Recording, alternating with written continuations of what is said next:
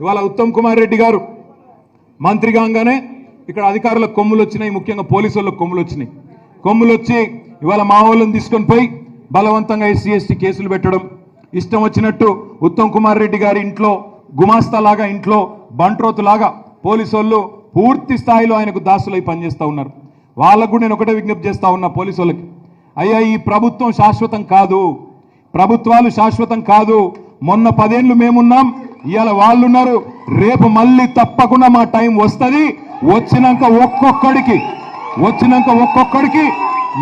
మిత్తితో సహా వడ్డీతో సహా తిరిగి చెల్లిస్తాం. ఒళ్ళు దగ్గర పెట్టుకోండి అని చెప్పి నేను విజ్ఞప్తి చేస్తా ఉన్నా. ఎందుకంటే ఇక్కడ ఉన్న వాళ్ళల్లో పెద్ద పెద్ద ఉత్తమ్ కుమార్ రెడ్డి లాగా 6 అడుగుల మనుషులు లేకపోవచ్చు, కానీ గుండె నిండా ధైర్యం ఉన్న వాళ్ళు ఉన్నారు. పోయింది అధికారమే తప్ప, పోయింది అధికారమే, పోరాడే దమ్ము కాదు, పోరాడే తత్వం